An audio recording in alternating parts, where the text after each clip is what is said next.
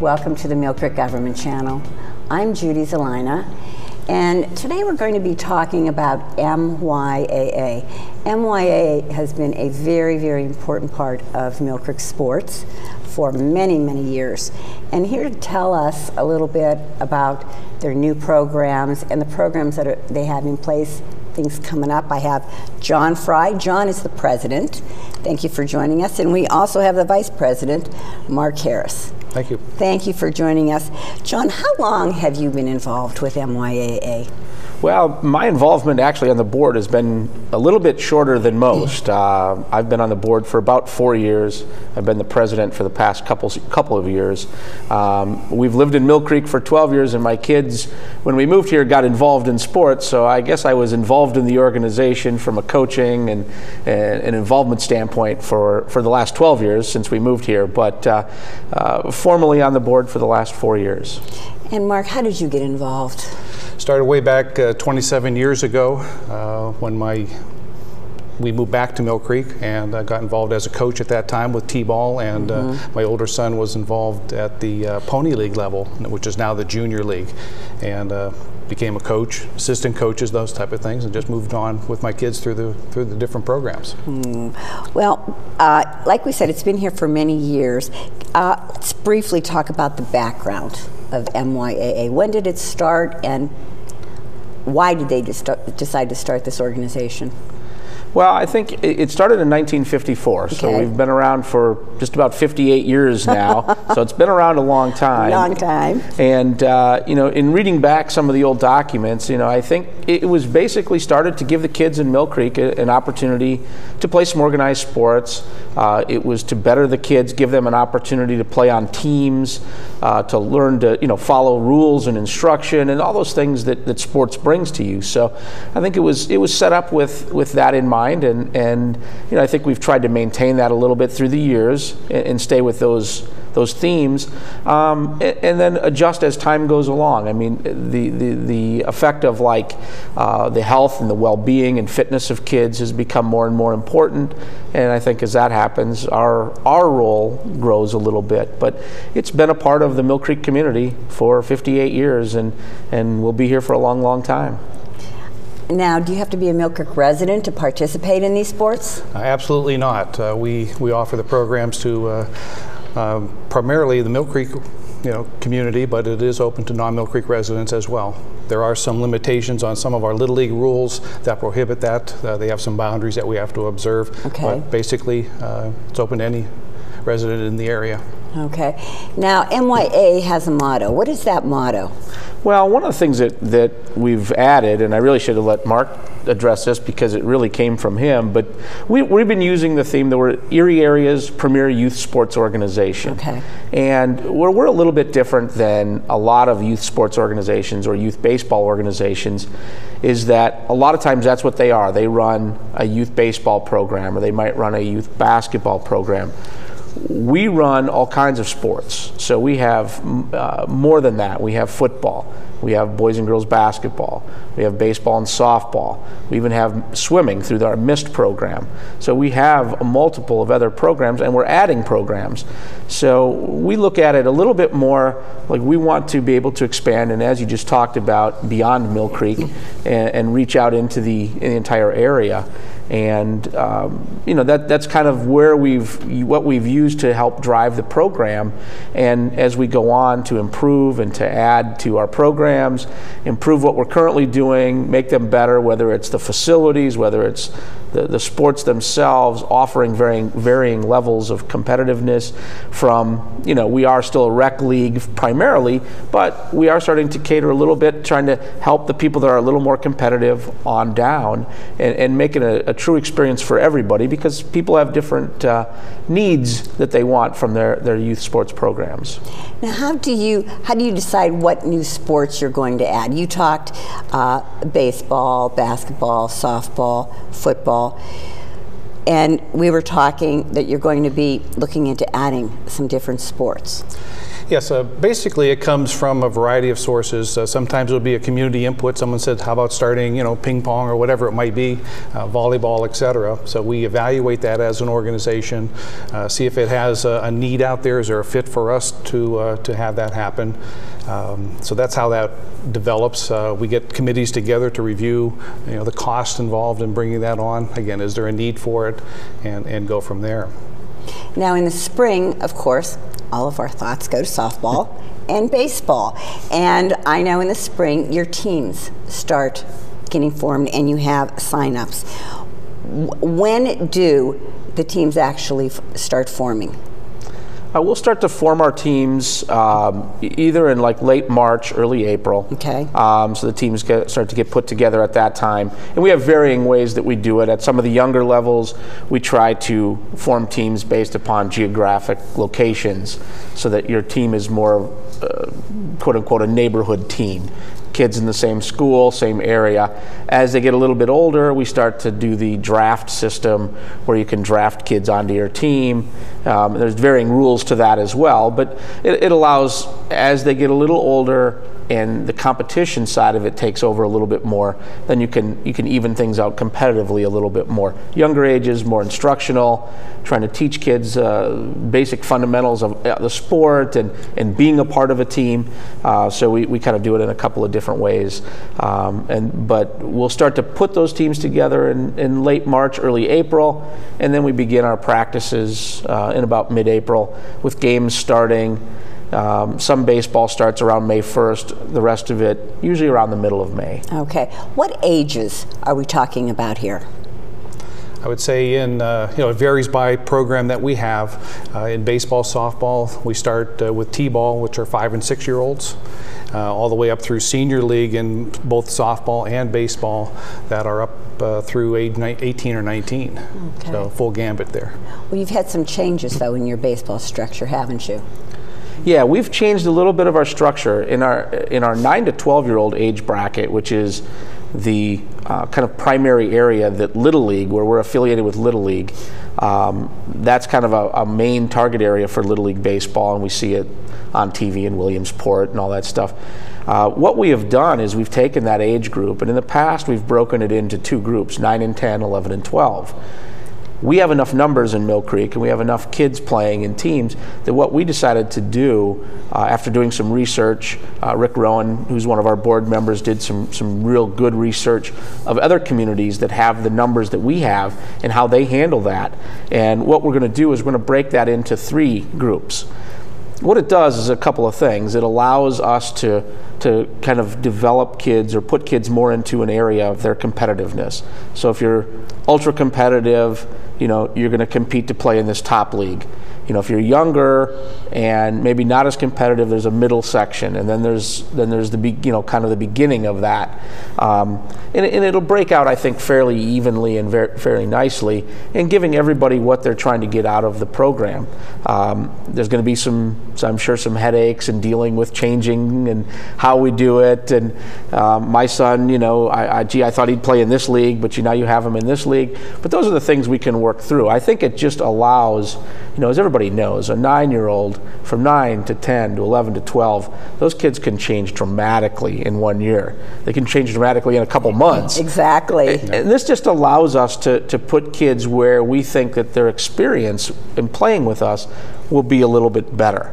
We're also going to kind of expand the seasons a little bit so that we can keep the kids that are not playing on the all-star teams and things like that playing a little bit longer.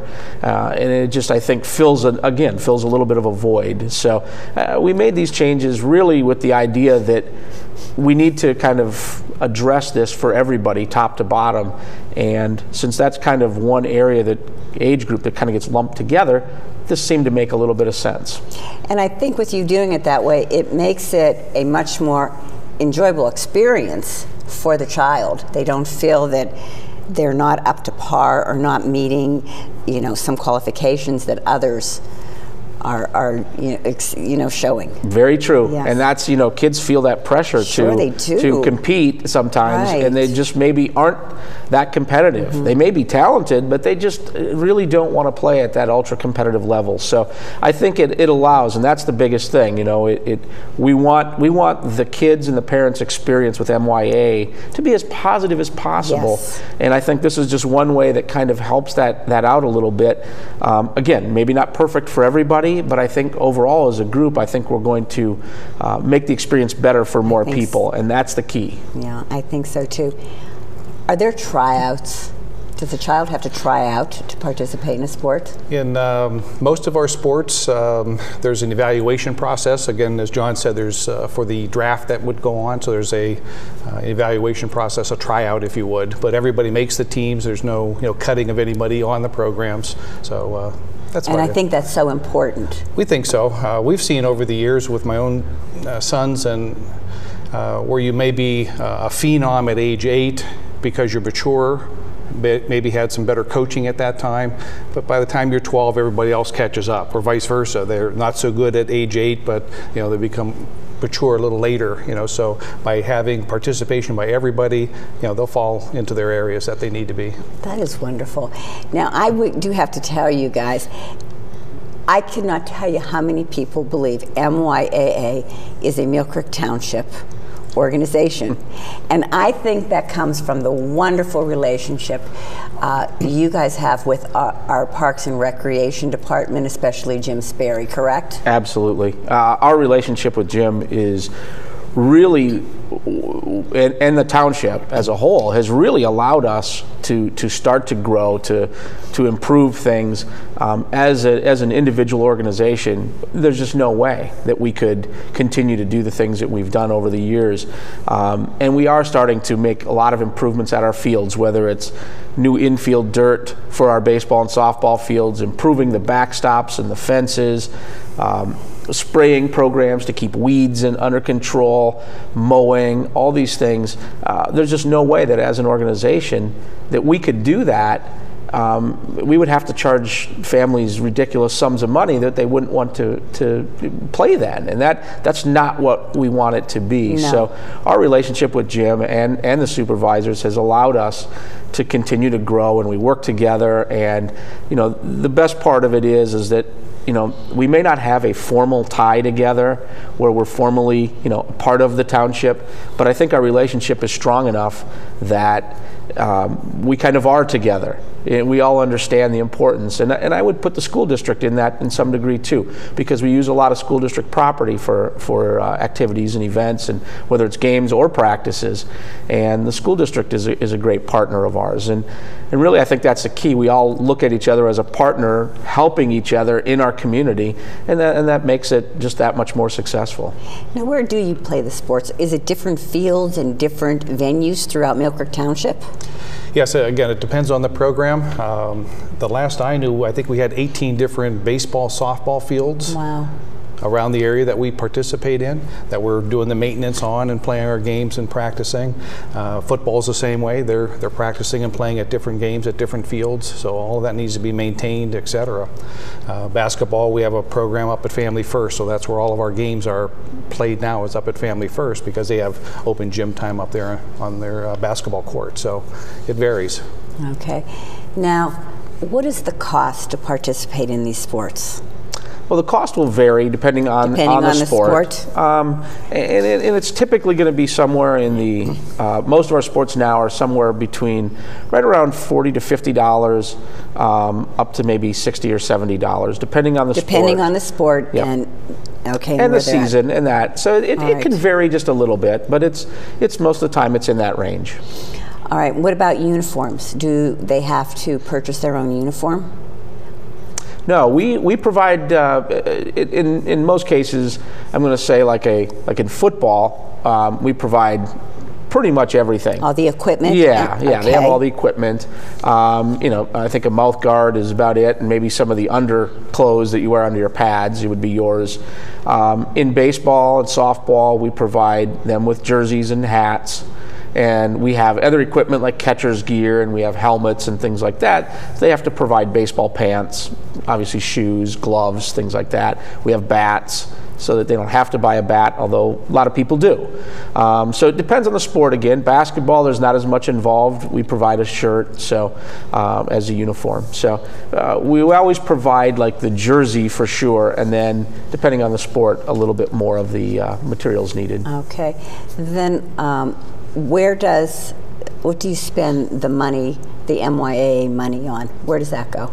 It's a common question that we get. Our sources of the income come from, the registration money themselves. Okay. Most of our teams have a sponsor, and we have 200 plus sponsors that we get throughout our community, so there's a great base there that we have support from. And most of the sports have a fundraiser of some sort, so that's our income. From an expense standpoint, I looked up a few numbers before I came here, just to give you an idea. We spent on uniforms alone over $19,000. Wow. This is last year. Okay. On field maintenance, dirt, fences, to keep our fields going, over $18,000 last year. On equipment, that would be the football helmets, that type of thing, almost $20,000. Our game officials, again, we have referees for every sport, $25,000 that we pay our local youth and PIAA officials and ASA officials. Portable toilets, $2,700 on a porta-johns. So you can see that it adds up very quickly. It certainly does. And those are things I would have never given a second thought that you're in your expenses. Right. I mean, it's huge numbers. Again, we're a nonprofit organization, so we take the money in and pretty much put it into the programs as needed. So I thought the $2,700, I had to look that one up myself just for porta-johns. You don't think of it, but they're out every field that you have. It's a necessary expense. Let me tell you. Yeah, we won't be cutting that out of the budget anytime soon. But it just goes to show where the money goes. And okay, you mentioned sponsors. Tell me a little bit about sponsorships. Well, Scott Calhoun has been our sponsor coordinator for a number of years and just does an outstanding job there. I think the last that I saw, we had over 200 different teams through baseball, softball, football, etc. Basketball. My gosh. Oh my goodness. And every team has a sponsor. So our job as an organization is to solicit the local businesses and ask them for a donation. We put their name usually on the back or on the front of the jerseys, and that's a great source of income for us. And that could be any business? For the most part, yes. Anybody? Yes. It doesn't have to be a Millcreek business, of course. No, it can absolutely. be anybody. So it gets the word out, and plus it's wonderful to help the organization out and help defray some of the costs involved. As we said, there is quite a few costs absolutely. involved. You couldn't do it without the sponsors. It just, again, the burden would fall back on the parents and families, and that's not doable. So the sponsors are a very, very key part of our organization. Are the coaches all volunteers? Is that how that works also? Yes, primarily the coaches are all volunteers. Again, going back to that same number, if we have 200 different teams, that's probably 400 different volunteers that we have as coaches. There's usually a head coach and an assistant coach for every team. So again, we go out to the community, parents come to us and ask if they can coach, and we certainly say yes. Try to check their credentials a little bit and make sure that they have some ability in that, some knowledge of that sport. But again, that's another 400 different people that volunteer to help us. And again, if we had to pay that out, our expenses would be a lot greater. Isn't that wonderful? Now, how can our viewers find out the times for sign-ups? Where do you advertise? Probably their best bet, and any information you want to find out, you can go to our website. It's MYAAsports.com. Okay. And you can find out all kinds of information. And on the website as well, you can get the number to the MYAA office. And again, we're a volunteer organization, so if you call there, you're most likely going to get an answering machine because we don't have people there at all times, but we have people there on a regular basis. So right. If there's any questions, if people have want to know, gee, I missed sign-ups, and what do I do now? Call our office, leave us a message. We'll get back to you. It might take a day or two before that person is in the office that can answer the question, but that's the best way to get us. You can find information on the website. We never turn anybody away. We try to get everybody, on a team, even after the fact. Sometimes, getting here late. I tell people the story all the time that when I moved here, my family moved here. I was here previously for work, and my family moved at the end of the school year and came here in late June. And I can remember calling and asking, hey, can I get my boys on baseball teams? And the league presidents in the middle of the season, and really down towards the end of the season almost, accommodated and put my boys on teams, and I paid my fees or whatever I had to pay, and the kids got to get on a team, which was critical for us because now they got to meet kids and they got to make some friends before they started school. So we really won't say no to anybody, and that's been that way for a long time. I know from my own personal experience, I told you both of my children played in MYAA sports a few years ago, and it was very, very positive. And not only positive for them, it was positive for me and my husband. We got to meet other parents also. So, we became friends. It was the neighborhood. The whole neighborhood got together, people you didn't usually see. So you really provide a wonderful, wonderful service. So what does the future hold for MYAA? Well, I think we're on very solid footing right now. We're growing, we're expanding, we're looking at new programs. So we think that what we've got on very solid ground now, and we're looking at growing that a little bit. What can we do to fit the needs of the community is really the way it plays out. Right. And from a health standpoint, I think our role is more critical than ever. Giving kids activities to do, to get outside and to play and to do things and interacting in the community, those things are very important. So I think we're in very good solid ground. We want to grow, we want to continue to add. What that means is we need to continue to grow and add people to help us. To help run these programs, to get involved with the organization. Some people might look at it from the outside and say, gee, I don't know what I could do. Well, there's always something you can do to help us. We have varying needs from people who need to put a lot of time in to just a little bit of time. Okay. So it can change at all different levels. So we need that involvement, and that will only help us to continue to grow and to expand. Well, I think you guys do an absolutely wonderful, wonderful job. I know my grandchildren are now seeing the benefits of MYAA, so it just keeps going generation after generation. I'm excited of the new sports you're thinking of implementing, so you guys are always looking on the horizon and growing and keeping up with the needs of our community. Absolutely. Yep. So again, what was the website if they wanted to get on and get more information? It's MYAAsports.com, and our phone number 833-3298. Thank you so much for joining me on the program today.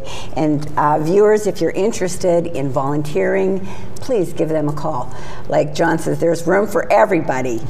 So thank you again for joining us. Thank you for having us. Thank you. Thank you for what you do for our community. I really appreciate it. Thanks. Thank you. Viewers, thank you for tuning into the Millcreek Government Channel. Until next time, have a wonderful day.